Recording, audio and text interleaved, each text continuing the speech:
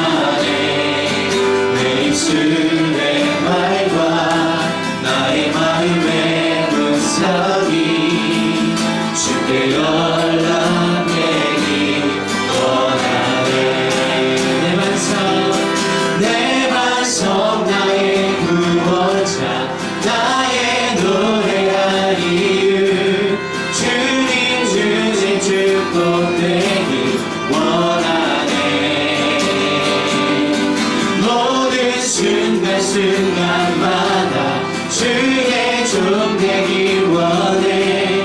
주님 주제 축복되기 원하네.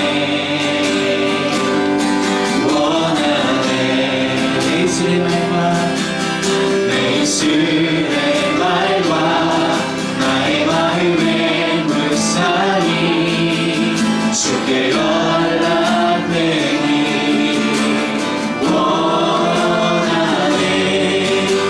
입술의 말과 나의 마음의 묵상이 주께 연락되기 원하네.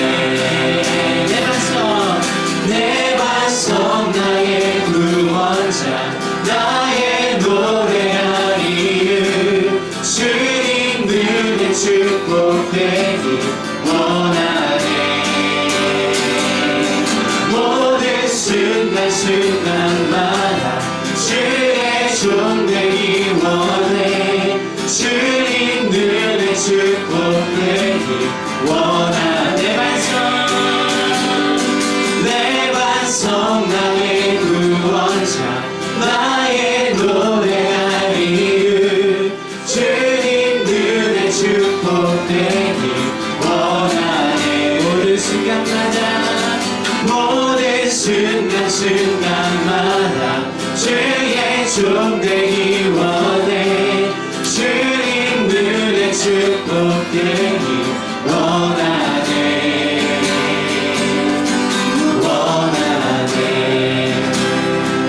할렐루야. 사랑의 주님, 은혜와 사랑에 감사를 드립니다. 깊어져가는 날씨 가운데서도 우리 안에 밝은 마음을 주셔서 주님전을 사랑하는 마음 주시고 이 시간 주님전에 나와 하나님을 예배할 수 있도록 인도해 주시니 감사를 드립니다. 우리의 찬양받기에 합당하신 주님을 이 시간 감사와 찬양의 예배로 나아가오니 이 시간 주님의 사랑의 안에 거하며 주님의 놀라운 능력 안에 거하는 귀하고 복된 시간 되게 하여 주시옵소서. 우리의 찬양의 이 고백들이 우리의 영광이 되어지게 하시고 주님 앞에 상단되어질 때 주님의 나라가 세워지는 귀하고 복된 시간 되게 하여 주시옵소서. 모든 것 주님께 맡기오며 살아계신 예수 그리스도의 이름으로 기도합나이다. 네, 박수 치면서 하나님 높이도록 하겠습니다.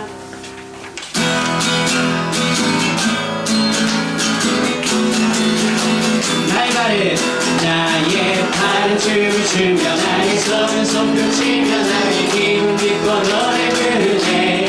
나의 팔은 춤을 추며 나의 손을 손뼉치며 나의 기분 기뻐 노래 부르네. 내가 주께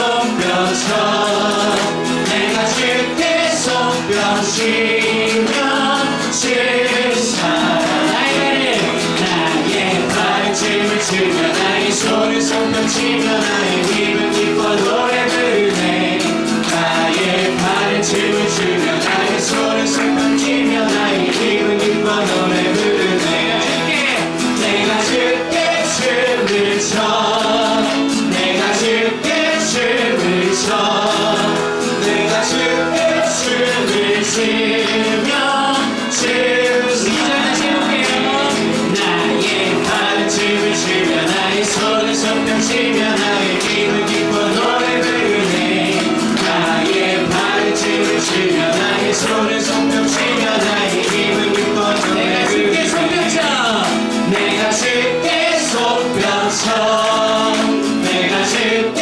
손뼉쳐 내가 주께 손뼉치며 주 사랑하니 나의 발을 춤을 추며 나의 손을 손뼉치며 나의 입은 기뻐 노래 부르네 나의 발을 춤을 추며 나의 손을 손뼉치며 나의 입은 기뻐 노래 부르네 내가 주께 춤을 춰 내가 주께 춤을 춰 내가 주께 춤을 춰 내가 주께 춤을 추며 주 사랑해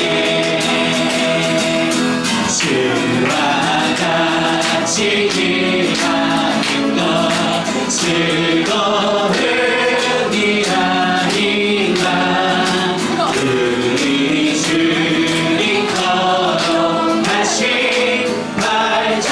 발자취를 밟을 때는 날마다 주님 따라가리 한 걸음씩 또 한 걸음씩 주님 나와 영원히 함께 하시니 기쁨으로 걸어가리 어린아이 같은 길이 일어나고 약하나 주의 손에 이끌리어 생명길로 가겠네 날마다 주님 따라가리 한 걸음씩 또 한 걸음씩 주님 나와 영원히 함께 하시니 기쁨으로 걸어가리 꽃이 피는 들어가기나 험한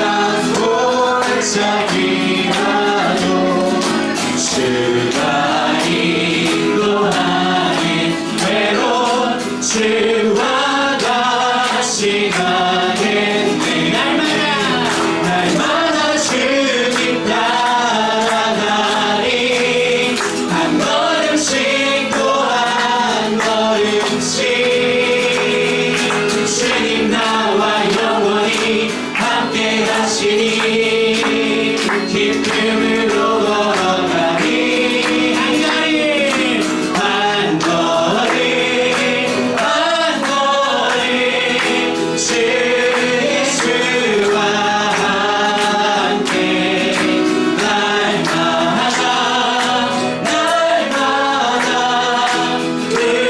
우리는 걷게 한 걸음 한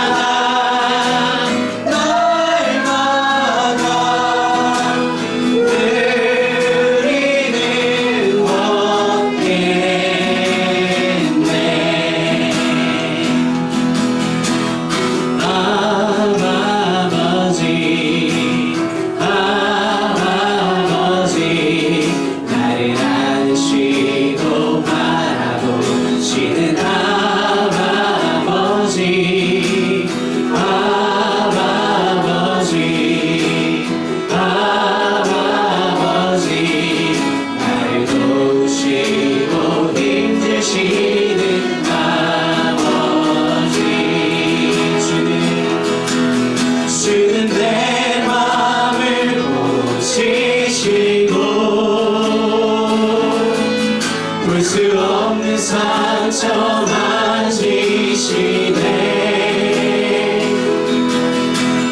나를 아시고 나를 이해하시네 내 영혼 새롭게 세우시네 아버지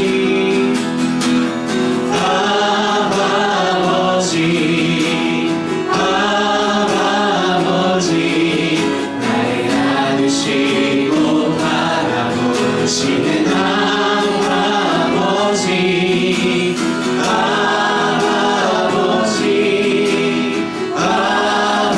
아버지 나를 도우시고 힘주시는 아버지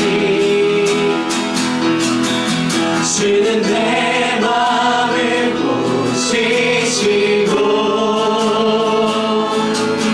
볼 수 없는 상처 만지시네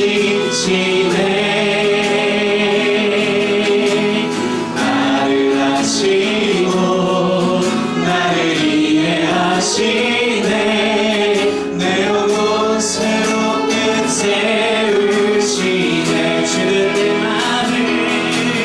주는 내 맘을 보시시고 볼 수 없는 상처 만지시네 나를 아시고 나를 이해하시네 내 영혼 새롭게 세우시네 우리 마지막 찬양하시고 예배에 또 기도하도록 하겠습니다. 우리 찬양 하실 때 지난주에 한번 했던 찬양인데 다들 좋다고 하시더라고요. 참고로 제가 만든 겁니다. 자, 한번 불러보도록 하겠습니다. 땀나네.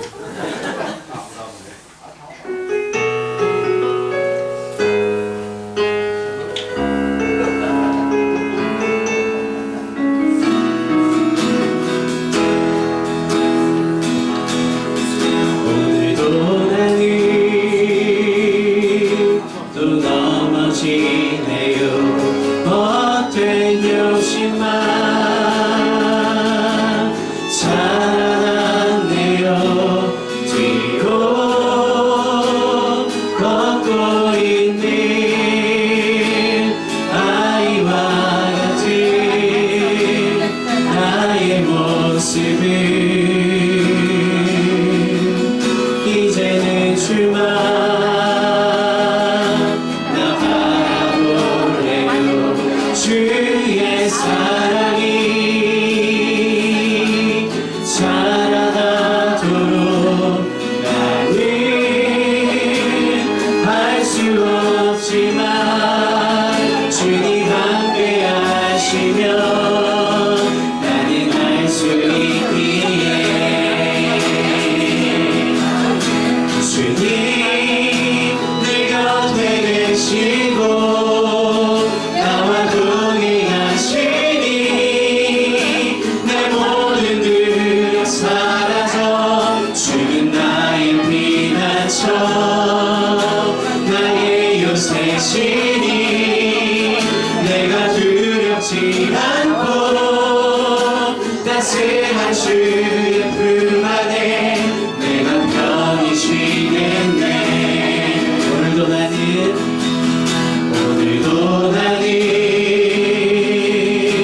또 넘어지네요 헛된 욕심만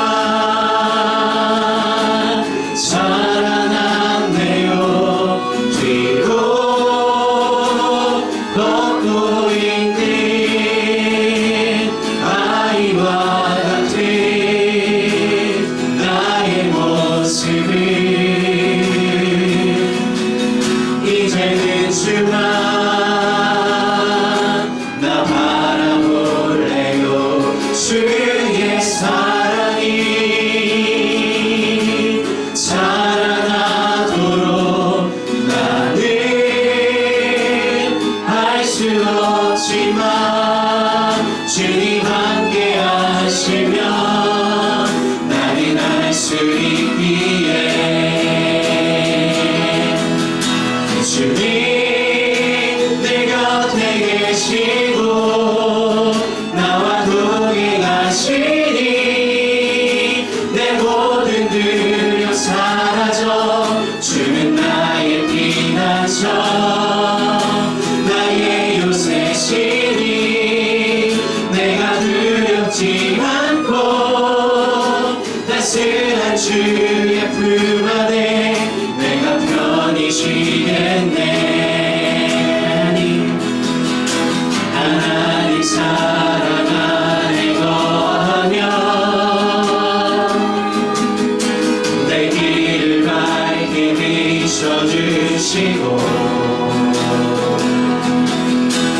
거센 바로 넘어질 때면 그 손이 날 붙드시네. 하나님 사랑 안에 거하며 내 길을 밝히 비춰주시고 거센 불바로 넘어질 때면 그 손이 날 붙드시네.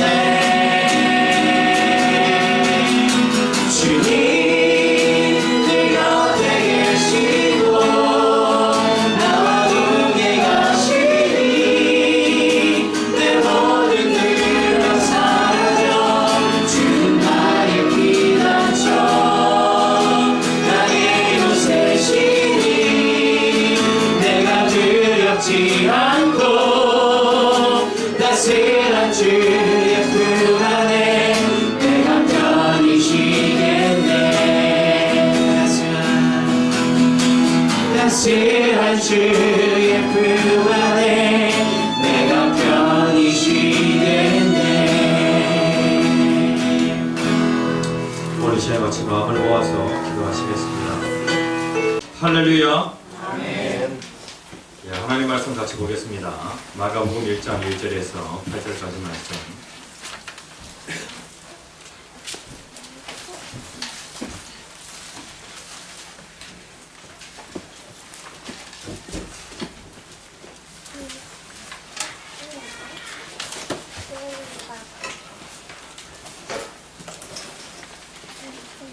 하나님 말씀 마가복음 1장 1절에서 8절까지 말씀입니다.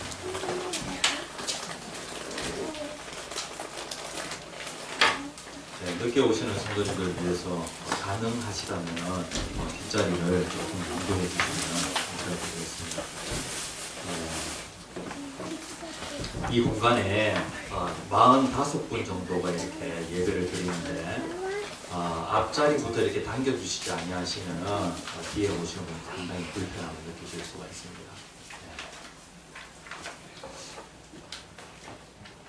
예, 다 찾으신 줄 알고 기도하겠습니다. 마가복음 1장 1절에서 8절까지 말씀 기도하겠습니다. 하나님의 아들 예수 그리스도의 복음의 시작이라. 선지자가 이사야에게 보라 내가 내 사자를 내 아래에 보내노니 그가 내 길을 준비하리라. 광야에 외치는 자의 소리가 있어 이르되 너희는 주의 길을 준비하라. 그의 오실 길을 곧게 하라. 기록된 것과 같이 세례 요한이 광야에 이르러 죄 사함을 받게 하는 그의 세례를 전파하니 온 유대 지방과 예루살렘 사람이 다 나아가 자기 죄를 자복하고 요단강에서 그에게 세례를 받으라. 요한은 낙타처럼 옷을 입고 허리에 가죽띠를 띠고 메뚜기와 석천을 먹더라. 그가 전파하여 이르되 너보다 능력 많으신 이가 내 뒤에 오시나니 나는 굽혀 그의 신발끈을 풀기도 감당하지 못하겠노라. 나는 너희에게 물로 세례를 주었거니와 그는 너희에게 성령으로 세례를 주시리라. 아멘. 예. 오늘부터 그러니까 오늘이 12월 1일 맞습니까? 네. 12월 1일부터 12월 24일까지를 어떤 기간이라고 얘기하냐면은 대림절, 대강절 기간이라고 그렇게 얘기를 합니다. 12월 25일은 성탄절입니다. 그런데 성탄절 전후로 해서 그러니까 12월 1일부터 24일까지 이 24일간을 대강절로서 그리고 혹 대림절로서 그렇게 불리우면서 많은 사람들이 예수님의 오심을 준비하는 기간으로 삼았다는 것입니다. 그래서 이번 주부터 대림이라는 주제를 가지고 같이 은혜를 나누겠습니다. 오늘 제목 같이 읽습니다. 시작. 구세주 오셨습니다. 예, 오늘 이 시간에는 구세주 오셨습니다 라는 제목으로 같이 은혜를 나누겠습니다. 대림절 기간 4주간 보내게 되어지는데 이 대림절 날에는 촛불을 하나씩 켜게 되어집니다. 네? 그러니까 첫 번째 주에 촛불 하나 켜고, 두 번째 주에 촛불 또 하나 켜고, 세 번째 주에 또 하나 켜고, 이런 형식으로 대림절의 기간 동안에 촛불을 켜게 되어지는데, 나름대로 그 대림절의 그 촛불은요, 의미를 가지고 있습니다. 이 첫 번째 촛불은 어떤 것을 의미하냐면은 기다림과 소망의 촛불을 의미합니다. 그러니까 기다린다, 예수님 오심을 기다린다, 소망한다 라고 하는 그런 의미에서 촛불을 켜게 되어집니다. 그리고 두 번째 촛불은 하나님 나라가 이루어지는 데 있어서 방해하는 것이 무엇이냐면 바로 죄입니다. 그래서 죄를 회개한다 라는 그런 의미에서 두 번째 촛불을 켜게 되어집니다. 그리고 주변에 상처 입은 그런 이웃들을 돌아보면서 그 이웃들을 사랑하고 그리고 또 나눈다 라고 하는 그런 의미에서 세 번째 촛불을 켜게 되어집니다. 그리고 이제 마지막 넷째 주일에는 만남과 화해의 촛불이라고 해서 사람으로 오신 아기 예수님과의 만남 그리고 화해, 그런 의미에서 이 화해의 촛불을 켜게 되어집니다. 이 촛불이 있으면 참 좋겠다, 그런 생각을 참 많이 하게 되어집니다. 그런데 이제 성공회나 카톨릭에서는 이런 의식을 잘 지킵니다. 그런데 우리 개신교에서는 그 의미, 정신, 이것을 더 가치 있게 생각합니다. 그렇다고 하면은 우리가 그 의식은 지키지 않는다고 할지라도 그 의미는 우리가 잘 생각해 둘 필요가 있다는 것입니다. 오늘날 성탄절이라고 할 때에 세상 사람들이 그것을 향락으로 사용하고 그리고 또 자기의 그 이윤을 위하여서 그냥 장사 속으로 성탄절을 기다리는 경우가 정말로 많습니다. 세상 사람들이 이렇게 성탄을 준비한다고 할지라도 우리 예수 믿는 사람들은 성탄절의 주인공이 누구시냐면 바로 예수님이십니다. 그래서 예수님 오심을 우리가 준비하는 그러한 그 대림절이 되어야 하겠습니다. 마태복음에 보면은 예수님 탄생 기사 나옵니까? 안 나옵니까? 마태복음에 보면은요, 예수님 탄생 기사가 나오고요. 그리고 또 예수님의 족보까지도 나옵니다. 그리고 또 누가복음에도 보면은 마찬가지로 탄생 기사와 족보가 나옵니다. 그런데 이 마가복음에 보면은 그 사이에 있는 마태복음과 누가복음 사이에 있는 이 마가복음에 보면은요, 예수님 탄생 기사와 그리고 예수님의 그 족보를 다 생략하고 있습니다. 그런데 이 마가복음 1장 1절에서 8절까지의 이 말씀이 우리에게 정말로 중요한 말씀이라고 그렇게 할 수가 있겠습니다. 세례 요한이, 예수님 앞서서 세례 요한이 와서 어떠한 사역을 하였는지, 다시 얘기하면은 예수님 오신다라고 하는 것을 세례 요한이 알려주었다는 것이죠. 그런 의미에서 세례 요한은 상당히 중요한 그러한 그 사역을 하였습니다. 우리가 예수님의 그 탄생을요, 예수님의 나심으로 생각하는 경우가 많아요. 예수님께서요, 2000년 전에 12월 25일에 예수님이 나셨다라고 그렇게 우리가 생각하는 경우가 많이 있습니다. 그런데 나심이라고 하는 그런 표현보다도 오심이라고 그렇게 표현하는 것이 더 맞는 표현이라고 할 수가 있겠습니다. 예수님은 하나님이십니다. 하나님은 어떤 분이시냐면은 하나님은 한 분이세요.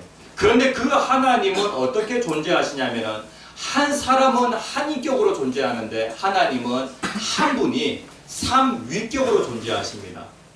그러니까 예수님은 2000년 전에 나심으로 예수님이 이 세상에 존재하신 것이 아니라 예수님은 영원 전부터 존재하신 하나님이십니다. 그래서 천지 모든 만물을 창조하실 때에도 그때 성부, 성자, 성령 하나님이 함께 의논하셔서 천지 모든 만물을 창조하셨습니다. 그러면 그때부터 삼위 하나님이 존재하셨느냐? 아니요. 삼위 하나님은 영원 전부터 존재하신 것입니다. 특별히 이 부분과 관련하여서 요한복음에서 잘 말씀하고 있는데 예수님이 어떤 분이신지, 예수님은 그 전부터 계신 하나님이시다라고 하는 이 부분을 사도 요한은 강조를 하고 있습니다. 요한복음 1장 14절에 있는 말씀 같이 한번 읽어봅시다. 시작. 말씀이 육신이 되어 우리 가운데 거하시네 우리가 그의 영광을 보니 아버지의 독생자의 영광이요 은혜와 진리가 충만하다. 네, 여기에 보면은 말씀은 누구를 얘기하냐면 성자 하나님을 얘기합니다.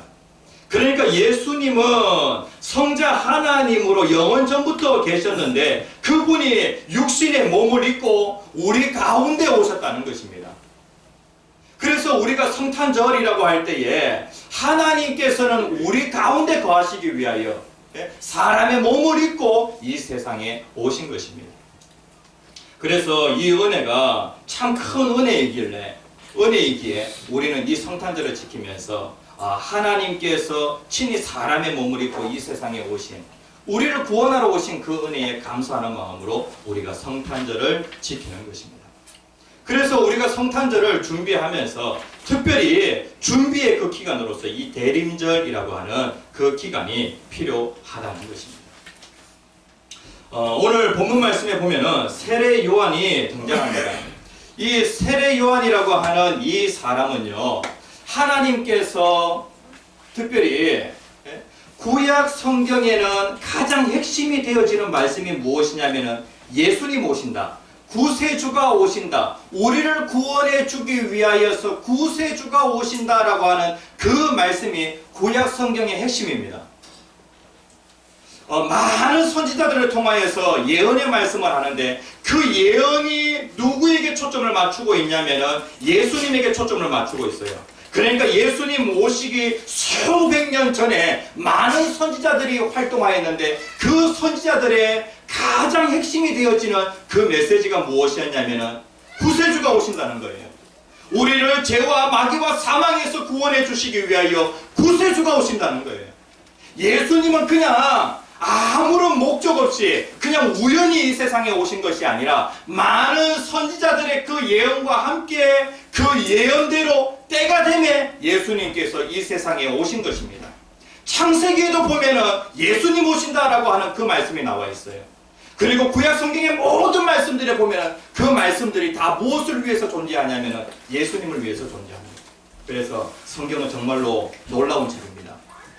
성경은요, 많은 약속들을 하고 있습니다. 예언이 여기에 기록되어 있습니다. 그런데 구약 성경에 있는 그 많고 많은 그 예언들이 예수님께서 2000년 전에 이 땅에 오심으로 인하여 그 예언의 말씀이 성취가 되어집니다. 구약 성경의 핵심은 뭐라고요? 따라서 합시다. 구약 성경의 핵심은 예수님 오신다. 그러면은 신약 성경의 그 핵심은요? 따라서 합시다. 예수님 다시 오신다. 네, 이것이 신약 성경의 핵심입니다. 2000년 전에 이 땅에 오신 그 예수님은 이 땅에 33년 4개월 계시다가 하늘로 올라가셨습니다. 그런데 하늘로 올라가신 그대로 예수님은 이 땅에 다시 오시겠다고 말씀하셨는데 반드시 오시겠다. 그 예언의 말씀이 신약 성경에 기록되어 있는데 그 예언의 말씀, 구약의 그 예언의 말씀이 성취되어진 것처럼 마찬가지로 신약의 그 예언의 말씀도 반드시 성취됩니까? 됩니다. 됩니다. 하나님께서 말씀하시면 그 말씀이 그대로 이루어집니다. 그래서 많은 선지자들이 활동하였는데 오늘 성경 말씀에 있는 이 이사야라고 하는 선지자가 나와요. 1장 2절 말씀에 보면은 선지자 이사야의 글에라고 그렇게 되어 있죠. 특별히 이스라엘 그 백성들은 그들이 회당에 모여서 예배를 드리게 될 때에 주로 어떤 선지자의 글을 많이 읽었냐면은 앞에 이제 성경을 낭독하는 사람이 이사야의 글을 쭉 이렇게 읽어 나갑니다. 가장 많이 읽은 그 말씀이 어떤 말씀이냐면 바로 이사야의 글이에요. 근데 그 이사야의 글에 어떤 말씀이 있냐면은 여기에 보면은 보라 내가 내 사자를 내 앞에 보내노니 라고 그렇게 말씀을 하고 있어요. 이것은 하나님께서 누구에게 주신 말씀이냐면 이사야에게 주신 말씀인데 여기에 보면은 내가 라고 되어 있어요. 내가 여기서 나는 누굽니까? 하나님입니다. 하나님이 자기 자신이 말씀하신 거예요. 내 사자를 네 앞에 보내노니 라고 그렇게 말씀하고 있어요. 여기에 니는 누굽니까? 예수 그리스도. 그런데 예수 그리스도 앞에 하나님의 심부름꾼으로서 하나님의 일꾼으로서 한 사람을 보내겠다는 거예요. 여기 보면 내 사자는 그러면 누구를 얘기합니까? 네, 세례 요한을 얘기합니다. 그런데 예수님 오시기 700년, 600년, 700년 전에 이사야 선지자라고 하는 그 선지자가 활동하였는데 이 선지자가 700년 전에 예언의 말씀을 했어요. 그런데 그 예언의 말씀이 그대로 이루어집니다. 그 예언의 말씀이 이루어지면서 그 말씀을 누가 인용하냐면요, 세례 요한이 인용하는 거예요. 네? 자, 여기에 보면은 선지자 이사야의 글에 내가 내 사자를 내 앞에 보내노니, 여기에서 내 사자가 누구냐면 바로 세례 요한이라는 거예요. 세례 요한은 예수님이 오시기 6개월 전에 태어나게 되어집니다. 세례 요한의 그 가문을 살펴볼 때에 세례 요한의 아버지는요, 제사장입니다. 제사장 사가랴와 그리고 또 그의 아내 엘리사벳 그 사이에서 세례 요한이 태어나게 되는데, 그 당시에 제사장의 가문이다라고 하면은요, 재정적으로도 그냥 넉넉한 그러한 형편의 가정이다라고 그렇게, 그리고 또 세상적으로도 지위도 있고 그리고 또 명예도 있는 그러한 집안에서 이 세례 요한이 태어났다라고 그렇게 아시면 되겠습니다. 그런데 누가복음 1장 80절 말씀에 보면은 세례 요한은 이러한 가정에서 태어났지만은 그가 대부분의 예수님이 등장하시기 전까지 그는 그 대부분의 시간을 어디에서 보냈냐면은 빈들에서 보냈다라고 그렇게 말씀하고 있습니다. 누가복음 1장 80절에 있는 말씀 같이 한번 읽어봅시다. 시작. 아이가 자라며 심령이 강하여지며 이스라엘에게 나타나는 날까지 빈들에 있으리라. 예, 빈들에 있으니라. 빈들에 있으니라. 예? 그래서 이 빈들이라고 할 때 이 빈들이 어디냐면 바로 이 광야입니다. 유대 광야. 예? 유대 광야는요, 완전히 황무지입니다. 광야라고 표현하기도 하고 황야라고 그렇게 표현하기도 합니다. 그런데 그곳에서 세례 요한은 대부분의 그 시간을 보내게 되어집니다. 세례 요한은 이렇게 등장하게 되어지는데, 그런데 예수님께서 이제 30년 동안 목수의 아들로서 사생활을 하시고, 그리고 예수님께서 3년 4개월 동안 공생애라고 해서 본격적으로 이제 하나님 나라의 일을 하십니다. 그 일을 하실 때에 그 예수님의 사역의 첫 번째 사역이 무엇이냐면은 이제 내가 하나님의 나라를 위하여서 본격적으로 그 일을 한다. 만약에 이제 목사라고 한다면은 목사 안수를 딱 받고 이제 본격적으로 목사로서의 일을 한다라고 할 때에 안수를 받지 않습니까? 마찬가지로 예수님께서 본격적으로 하나님의 나라의 그 일을 한다라고 할 때에 세례 요한으로부터 세례를 받게 되십니다. 예수님의 사역이 이제 이 세례를 통하여서 시작이 되어지는데, 예수님의 그 사역을 알리는 그 사람이 누구였냐면 바로 세례 요한이었다는 겁니다. 자, 첫 번째 같이 한번 읽어봅시다. 시작. 구세주의 오심을 준비하라. 예, 구세주의 오심을 준비하라. 이 세례 요한이 한 그 사역 가운데 가장 귀한 사역이 무엇이냐면은 예수님 오십니다 라고 그렇게 많은 사람들에게 알려준 일입니다.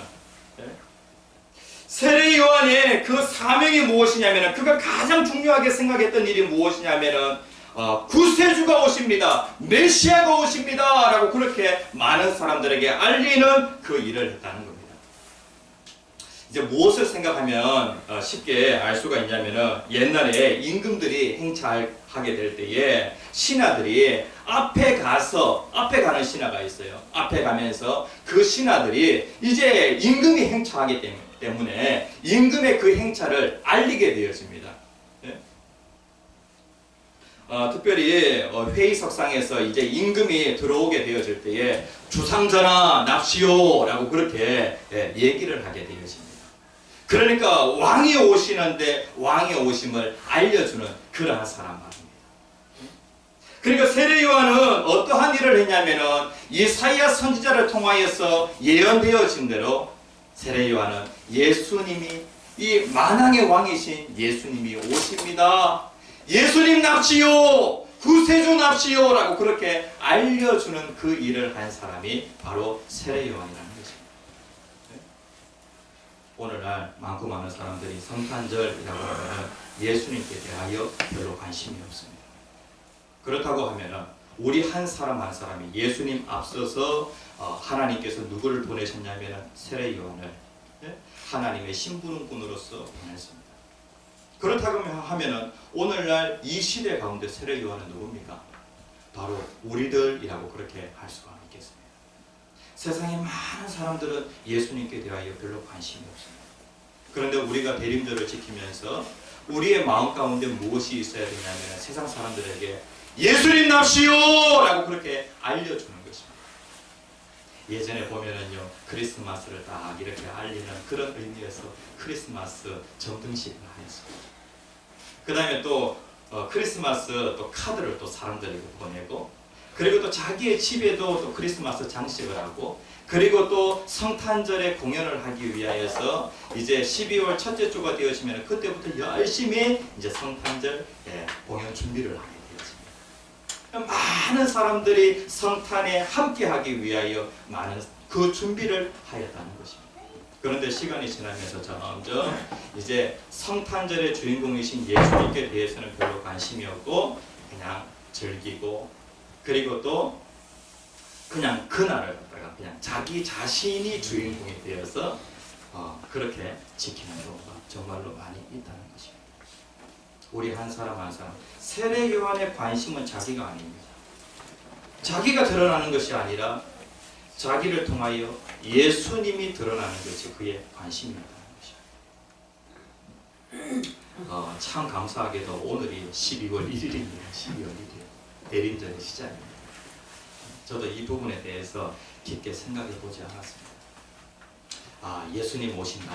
세상 사람들에게 알려야 되겠다.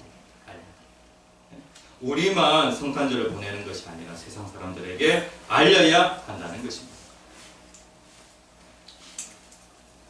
2절 3절 말씀에 보면은 제가 2절 3절 말씀에 있는 그 해석을 다 했습니다. 여기에 보면은 내가 내 사자를 내 앞에 보내노니 분명히 이사야 선지자가 세례 요한의 그 사역과 관련하여서 말씀하고 있습니다. 거기에 보면은 그가 내 길을 준비하리라. 너는 누굽니까? 예수 그리스도를 얘기합니다. 예수 그리스도가 오시는 그 길을 준비하리라 라고 그렇게 말씀을 하고 있습니다. 당시에 왕이 오시는 데에 가장 중요한 일이 무엇이냐면 길을 닦는 것이 가장 중요한 일이었습니다. 네? 제가 이제 군대에 있을 때에 별 2개 단 분이 저희들이 있는 그 훈련장에 오신다는 거예요. 그래가지고 그분이 오시는데 헬기를 타고 오신다는 거예요. 그런데 그 훈련장에는 헬기장이 없거든요. 그래서 저희들이 한 달 동안 열심히 저희 그 부대원들이 헬기장을 만들었어요. 없는 헬기장을 만들었어요. 왜? 그분이 오시는데 헬기를 타고 오시기 때문에. 그래가지고 한 달 동안 열심히 헬기장도 만들고, 그리고 또 헬기장에서 또 이제 여러 훈련장으로 이어지는 그런 길들을 갖다가 우리가 만들었습니다. 그런데 이제 지나놓고 나서 그 헬기가 잠깐 거기에 들린 것이 아니라 그냥 헬기가 지나갔다는 거예요. 헬기가. 그러니까 그 헬기가 잠깐 거기에 머무를 수도 있기 때문에 헬기장을 만들어야 된다는 거예요. 그런데 나중에 어떻게 됐냐면은 그 별 2개 다신 분이 거기에 머무르지 않고 그냥 지나갔다는 거예요. 그러니까 옛날에 임금이 행차하게 되었으면 가장 중요한 일이 무엇이냐면은 길을 닦는 것이 가장 중요한 일이었다는 것입니다. 그런데 예수님이 오십니다. 만왕의 왕 되시는 하나님이 사람의 몸을 입고 이 땅에 오시는데 가장 중요한 일이 무엇이냐면 세례 요한에게 주어진 가장 중요한 일이 길을 닦는 일이 세례 요한에게 있어서 가장 중요한 일이었다는 겁니다. 예수님을 영접하려고 하면 무엇이 필요하냐면 길이 필요합니다. 그래서 세례 요한은 이 길을 닦는 그 일을 하게 되어지는데 3절 말씀에 보면 광야에 같이 한번 읽어봅시다. 시작. 광야에 외치는 자의 소리가 있어 이르되 너희는 주의 길을 준비하라. 그의 오실 길을 걷게 하라. 기록된 것 같이. 여기에 보면은 주의 길을 준비하라. 그의 오실 길을 곧게 하라 라고 그렇게 말씀을 하고 있습니다. 이 말씀이 마태복음에도 있고 그리고 또 누가복음에도 있습니다. 그래 다른 곳에 보면 조금 더 자세하게 설명을 하고 있어요. 예? 길을 준비하는데, 길을 닦는 데에 높은 산이 있으면 그것을 낮추고, 그리고 골짜기에 있으면은요, 예, 돕고, 예, 도두어야 하고, 그 다음에 또 구운 곳이 있으면은요, 그것을 예, 곱게 하고, 예, 이런 형식으로 길을 만들어야 한다는 것입니다. 그러니까 세례 요한에게 주어진 그 일이 무엇이냐면 바로 길을 만드는 그 일이 세례 요한의 일이었다는 거예요. 예수님 오시니까, 예수님 오실 길. 그런데 이제 여기에서 정말로 중요한 것은 무엇이냐면은 오늘 이 말씀이 우리에게 어떻게 적용이 되어지는가? 세례 요한이 활동했던 그 시대에 사람들에게 이것이 어떻게 적용돼요? 그러니까 하나의 비유를 통하여서 말씀을 하시는 것인데, 예수님은 어디에 오시냐면 우리의 마음에 오셔야 됩니다. 예수님이 우리의 마음에 오시려고 하면은 마음으로 오실 수 있는 그 길이 만들어져야 합니다.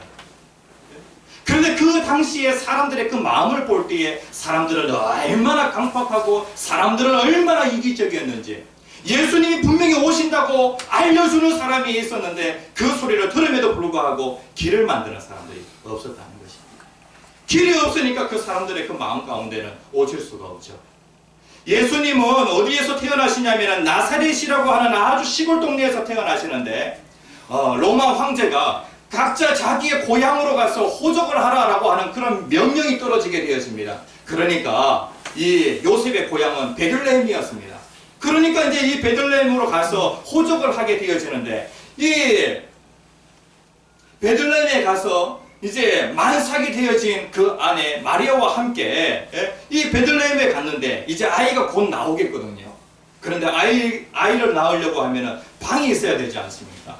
그런데 그 여관을 찾아다니면서 빈 방이 있습니까? 빈 방이 있습니까? 라고 할 때에 아무도 방을 내주지 않습니다. 왜냐하면은 많은 사람들이 이 탐욕으로 말입니다, 가득 채워져 있어가지고 예수님께 방을 내어줄 수가 없었던 것입니다.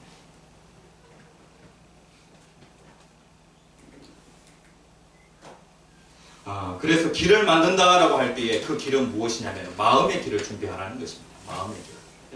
이 마음의 길이 무엇인가? 첫 번째, 정결한 마음. 그러니까 예수님은 어디에 오시냐면은 우리가 24일 동안 대림절로서 이렇게 지키게 되어지는데, 우리가 마음의 길을 닦는데 어떠한 마음의 길을 닦냐면은 예수님은 어떠한 곳에 오시냐면은 깨끗한 곳에 오십니다. 그래서 우리의 마음을 성탄절을 앞두고 깨끗하게 해야 하겠습니다. 마태복음 5장 8절에 있는 말씀 같이 한번 읽어봅시다. 시작. 마음이 청결한 자는 복이 있나니. 예, 마음이 청결한 자는 복이 있다. 하나님을 볼 수 있다. 그 사람이 하나님을 볼 수 있다. 이 다윗은요, 이스라엘의 성군입니다. 이스라엘에 있어서 가장 위대한 그 왕이라고 할 수가 있겠습니다. 그런데 그 사람은 완전 무결한 사람이었습니까? 죄가 하나도 없는 사람이었습니까? 그는 큰 죄를 지었죠. 남의 아내를 자기가 취하게 되어지고, 그리고 또 그 남편까지도 살해하게 되어집니다. 그러니까 아주 큰 죄를 짓게 되어집니다. 그런데 하나님께서 나단 선지자를 다윗에게 보내시게 되어지죠.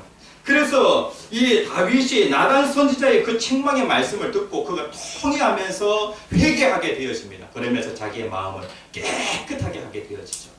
그러니까 하나님께서 그에게 임재하시는 것입니다. 그러니까 예수님은 어떤 곳에 오시냐면 깨끗한 곳에 오십니다. 깨끗한 곳에. 그래서 이 다윗이 이것을 경험하고 나서 자기의 그 고백의 시로서 시편 51편 17절에 있는 말씀을 하고 있습니다. 같이 읽겠습니다. 시작. 하나님께서 구하시는 제사는 상한 심령이라. 하나님이여 성하고 통회하는 마음을 주께서 멸시하지 아니하시리이다. 네, 예수님께서는 오시기를 원하십니다. 그런데 예수님 오시는 그 길을 잘 닦아야 되는데, 특별히 마음의 길, 다시 얘기하면은 정결한 그런 마음으로 잘 준비되어 있어야 한다는 것입니다. 그 다음에 두 번째, 어떠한 마음이냐면은 겸손한 마음입니다. 겸손한 마음. 예수님은 낮은 데 임하셨습니까? 높은 데 임하셨습니까? 예수님은 왕궁에 오실 수도 있습니다. 그런데 예수님은 어디에 오셨냐면은 마구간에 오셨습니다. 예수님은 왕족으로 오실 수도 있는데 예수님은 서민으로 오셨습니다. 그리고 또 예수님은 왕족들의 그런 환영을 받으면서 오실 수도 있는데 예수님은 목자들의 그 환영을 받으면서 이 세상에 오셨습니다.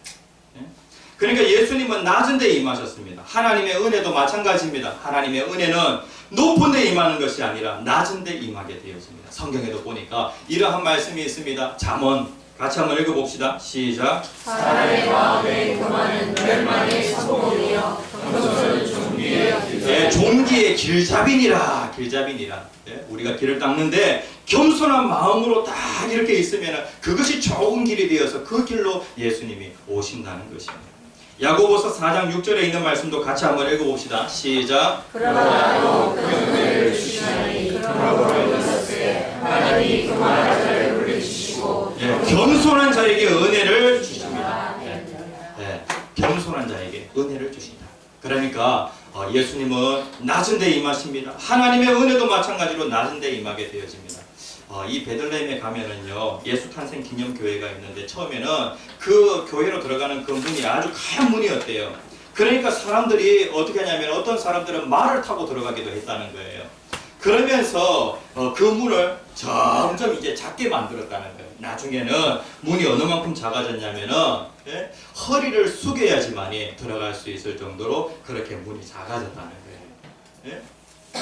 그것이 무엇입니까? 하나님의 은혜는 낮은 데 임한다는 거예요. 자기 자신을 겸손하게 할 때에 예수님은 그곳에 오시고 나는 죄인입니다. 나를 불쌍히 여겨 주시옵소서 라고 그렇게 고백하게 되어질 때에 그곳에 하나님의 은혜가 임하게 되어지고 그 사람에게 예수님께서 찾아오시는 것입니다. 그래서 우리가 성탄절을 앞두고 어떠하든지 길을 잘 닦읍시다. 길은 어떤 길이냐면요, 여기 눈에 보이는 주차장 올라가는 길을 보셨죠? 그리고 곳곳에 이렇게 길이 닦여져 있는 중장비를 통해서 길이 닦여져 있는 거, 그런 것을 보셨을 것입니다. 야, 길 닦는 거 정말로 힘들더라고요. 토목공사를 하는데 길 닦는 거 제일 중요한 것이 덤프 트럭에 올라가서 흙을 실을 수 있는 그 길을 닦고, 그 다음에 또 이 덤프 트럭이 다시 밭에다가 흙을 붓는다고 할 때에 흙을 부을 수 있도록 또 길을 닦는 거, 그것이 정말로 중요한 일이더라고요. 그래 길 닦다가 시간 다 보냈습니다. 그런데 우리의 삶 가운데도 마찬가지입니다. 예수님은 우리의 마음에 오셔야 됩니다. 그런데 길이 닦여져 있지 않으면 예수님이 오실 수가 없습니다. 이번 성탄에 우리는 예수님과의 그런 만남, 하나님의 큰 은혜를 경험하는 그런 성탄절이 되어져야 합니다. 그런데 준비되지 않은 그런 마음에 예수님이 오실 수 없으시다는 겁니다. 준비된 마음은 뭡니까? 정결한 마음, 그 다음에 또 겸손한 마음. 이 세례 요한은 얼마나 겸손한지, 얼마나 자기 자신을 정결하게 하는지, 그래서 하나님 앞에 귀하게 쓰임받는 세례 요한의 그 모습을 보게 됩니다. 다 함께 주여 세 번 크게 외치시고 기도하겠습니다. 주여 주여 주여.